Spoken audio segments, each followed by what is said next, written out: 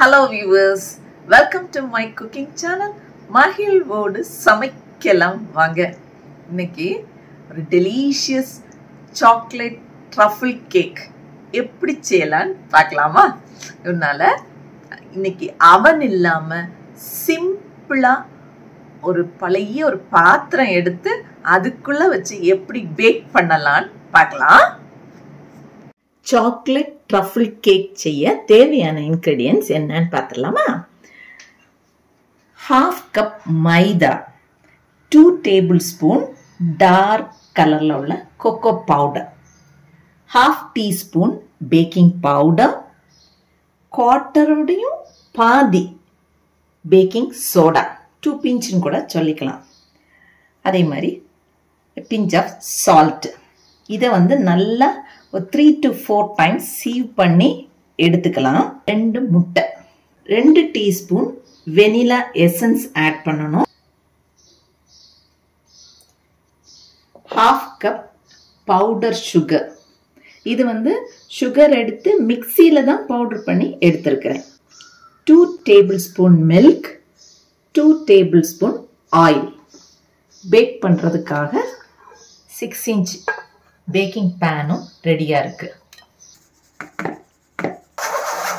ஒரு 3 to 4 times ஆகுது. இது கண்டிப்பா நம்ம சலிச்சு எடுக்கணும். அப்பதான் உள்ளுக்கு அந்த ஏரேஷன்லாம் கிடைச்சு நமக்கு கேக் நல்லா சாஃப்டா வர்றதுக்கு இது ஹெல்ப் பண்ணும். Cocoa powder, maida, baking powder, baking soda, salt நல்லா சீவ் பண்ணி எடுத்தாச்சு. சரி, இது ஒரு சைடில் இருக்கட்டும்.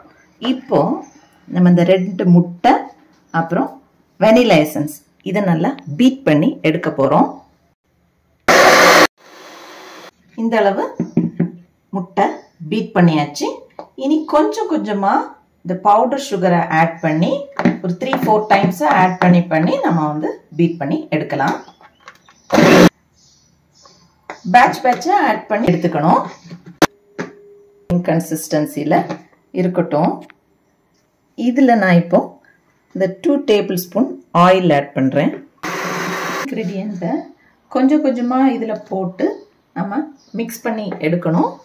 உங்களுக்கு இதில் மிக்ஸ் பண்ண கஷ்டமாக இருந்ததுன்னா விஸ்க்கு தனியாக எடுத்து வச்சுட்டு விஸ்க்கு மட்டும் வச்சு நீங்கள் பீட் பண்ணி எடுத்துக்கலாம்.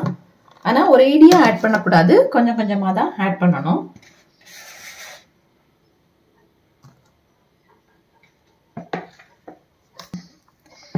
எல்லாமே போட்டாச்சு. இதுக்கு பிறகு லைட்டா ஒரே ஒரு தடவை பீட் பண்ணி எடுத்துக்கிறேன்.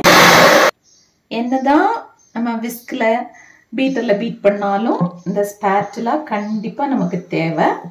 இது இப்ப பாருங்க கொஞ்சம் திக்கா இருக்க மாதிரி இருக்கா. இதுல இப்ப நம்ம எடுத்து வச்ச இந்த மில்க் 2 டேபிள்ஸ்பூன் அதையும் ஆட் பண்ணிக்கிறேன். இதை நம்ம ஸ்பேச்சுலால தான் மிக்ஸ் பண்ணணும். விஸ்க்ல மிக்ஸ் பண்ணலாம், ஆனா பீட் பண்ணக்கூடாது. இப்போ ரெடியா வச்சிருக்கிற இந்த பேன்ல தான் இந்த பேட்டரை விட போறேன். இதுல லைட்டா ஆயில் விட்டு பட்டர் பேப்பர் போட்டு வச்சிருக்கிறேன். லைட்டா டேப் பண்ணி கொடுத்துக்கலாம். அதை விட இப்படி ஒரு டூத் பிக்கோ ஸ்கியூர் ஏதாவது வச்சு இப்படி பண்ணி விட்டுக்குங்க. இப்போ நான் ஆர்டினரியா பேக் பண்ணி உங்களுக்கு காட்ட போறேன். இதுக்கு முன்னால ப்ரௌனி ரெசிபி அவன்ல பண்ணியிருந்தேன். இப்போ பழைய ஒரு பேன்ல வச்சு காட்ட போறேன், பார்க்கலாம். பழைய ஒரு பாத்திரம் எடுத்து வச்சிருக்கேன். அதுக்குள்ள ஒரு தட்டு போட்டிருக்கேன். இல்லைன்னா உங்க ஒரு ஸ்டாண்ட் போட்டுக்குங்க. இது கேக் பேக் பண்ணியே இப்படி ஆயிடுச்சு. ஓகே, சால்ட் சாண்ட் எதுவுமே போடல. 10 மினிட்ஸ் மட்டும் ப்ரீஹீட் பண்ணிக்கங்க. ப்ரீஹீட் பண்ணிட்டு எப்பவுமே இந்த கேப் மட்டும் பார்த்துக்குங்க. பாத்திரம் இந்த பாத்திரத்தோட தொடக்கூடாது, நல்ல ஸ்பேஸ் வேணும். அவ்வளோதான். இதை இனி சிம்ல வச்சு ஒரு 20 to 25 மினிட்ஸ் பேக் பண்ணி எடுத்துக்கலாம். க்ளோஸ் பண்ணிடுறேன். கேக் பேக் ஆயிட்டு இருக்கு. அந்த டைம்ல நம்ம இந்த ட்ரஃபிளுக்கான ப்ரிப்ரேஷனை பார்த்துடலாம். இது காம்பவுண்ட் டார்க் சாக்லேட் 200 கிராம் எடுத்திருக்கிறேன். இதை இது மைக்ரோவேவ் சேஃப் பவுல். இதில் நான் ஆட் பண்ணுறேன். இதை நீங்கள் குட்டி குட்டியாக கட் பண்ணி போட்டுக்கோங்க. இப்போ பாருங்கள், இதில் 1 டீஸ்பூன் பவுடர் சுகர் எடுத்திருக்கேன். ஆல்ரெடி கேக்குக்காக பவுடர் பண்ணோம்ல, அதே மாதிரி அதுலேருந்து 1 டீஸ்பூன். இது வந்து ஃப்ரெஷ் க்ரீம் உங்களுக்கு கிடச்சுன்னா ஃப்ரெஷ் க்ரீமே நீங்கள் எடுத்துக்கலாம். ஃப்ரெஷ் க்ரீம் இல்லைன்ட்டுனா நான் இது பால் வந்து நல்லா பாயில் பண்ணி மேலேருந்து ஆடை வரும் இல்லையா, அதை அப்படியே கலெக்ட் பண்ணி ஃப்ரீசரில் வச்சுட்டு பாருங்கள் இவ்வளோ திக்காக நமக்கு கிடைக்குதுன்ட்டு. இதை ரொம்ப பீட் பண்ணவும் கூடாது, மிக்சியில் அடித்தாலும் சரி, ஒரே ஒரு அடி அடித்து க்ரீமாக உங்களுக்கு கிடச்சிரும். 100 கிராம் எடுத்திருக்கேன். இது 100 கிராம், இது 200 கிராம். அவ்வளோதான், பார்த்துடலாம். நான் இது வந்து மைக்ரோவேவில் வச்சு மெல்ட் பண்ணி கொண்டு வர போகிறேன். இல்லைன்னா டபுள் பாயில் மெத்தடில் ஆல்ரெடி நான் சொல்லியிருக்கிறேன், அதே மாதிரியும் பண்ணிக்கிறேன். அழகா ஈஸியாக நமக்கு இப்படி கட் பண்ண வரும். இதை சின்ன சின்ன பீசஸாக கட் பண்ணி போட்டோம்னா மெல்ட் ஆகுது, குயிக் ஆயிரும். ஸோ இப்போ பார்த்துடலாம். நல்ல மனம் வருது, சூப்பராக வந்திருக்கு பாருங்க. இதை வச்சு ப்ரிக் பண்ணி பார்த்துடலாம் பேக் ஆயிட்டான்னு. சூப்பராக வந்துருச்சு. இப்போ ஃப்ளேமை ஆஃப் பண்ணிக்கலாம். இனி இதை எடுத்து வெளியில் வச்சுட்டு நார்மல் டெம்பரேச்சர் வர்ற வரைக்கும் ஒரு கிளாத் போட்டு மூடி விட்டுருவோம். அப்போ கேக்கு ட்ரை ஆகாமல் இருக்கும். அப்புறம் பார்க்கலாம். மைக்ரோவேவில் வைக்க போகிறேன். 30 செகண்ட்ஸ் தான் வச்சு எடுப்பேன்.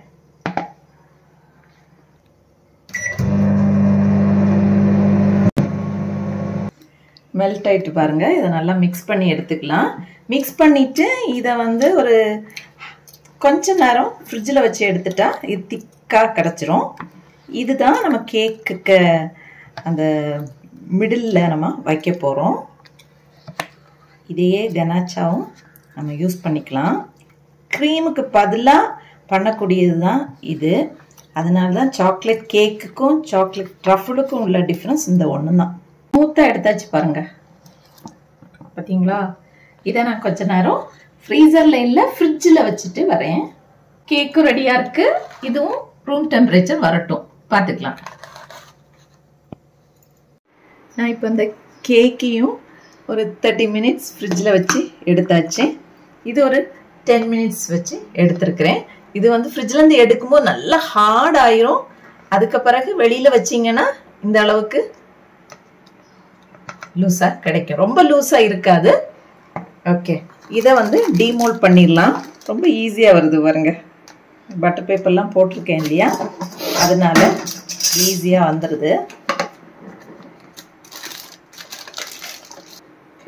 சாக்லேட் கொஞ்சம் இதில் போட்டுக்குவோம், அப்போ வந்து கேக் மூவ் ஆகாது. அதுக்காக இதை நான் இப்படி ப்ளேஸ் பண்ணுறேன். ஓகே,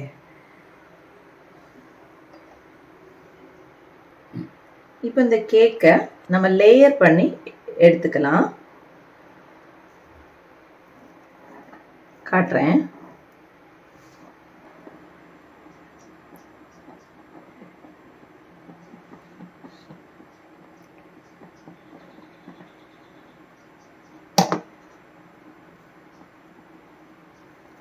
சாஃப்டான கேக்கு அழகாக கட் பண்ணியாச்சு.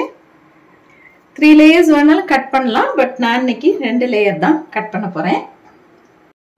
சுகர் சிரப் எடுத்து வச்சுருக்கேன். இங்கே பாருங்கள், இது வந்து 1 கப் வாட்டர், 1/2 கப் சுகர், இல்லைன்னா 1/2 கப் வாட்டர், 1/4 கப் சுகர். இந்த நல்லா வாட்டர் பாயில் பண்ணிவிட்டு அதில் சுகர் வந்து டிசால்வ் ஆகணும் கம்ப்ளீட்டாக. அதுதான் இதை வந்து கம்ப்ளீட்டாக சோக்காகிறது மாதிரி 2 லேயர்லையும் விட்டுட்டு காட்டுறேன். இப்போ இதுலேயுமே நல்லா சுகர் சிரப் விட்டுக்கும். ரொம்ப ஸ்வீட்டாக இருந்தால் நல்லா இருக்காது, அதனால தான் இந்த ரேஷியோ உங்களுக்கு சொன்னேன். உங்கள் இனிப்பு பார்த்துக்குங்க. இது இப்படி மிக்ஸ் பண்ணிவிட்டு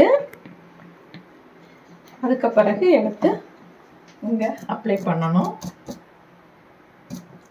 கொஞ்சம் ஹார்டாக இருக்கும், முதல்ல கொஞ்சம் பொறுமையாக ஸ்ப்ரெட் பண்ணுங்க. இப்போ இந்த லேயர் எடுத்து இதுக்கு மேலே வச்சுக்கலாம். இதில் ஆல்ரெடி சுகர் சிரப் விட்டுருக்கேன். இந்த ஒரு சின்ன ஒரு இடத்துல மட்டும் லைட்டாக கொஞ்சம் அப்ளை பண்ணிக்கிறேன். ஓகே, சுகர் சிரப் விட்டால் தான் அந்த ஒரு டேங்கியாக நல்லாயிருக்கும், ஒரு டேஸ்ட்டாக இருக்கும். ரொம்பவும் வேண்டாம், அளவு பார்த்துக்கோங்க.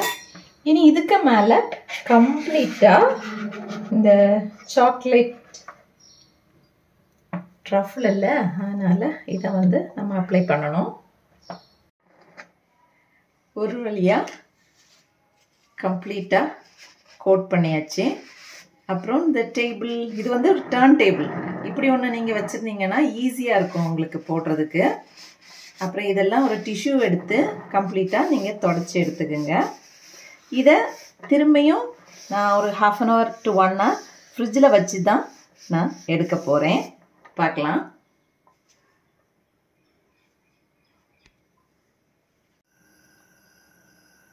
கொஞ்சம் டிஃப்ரெண்ட்டாக ஐசிங்கும் பண்ணி டெக்கரேட் பண்ணியாச்சு.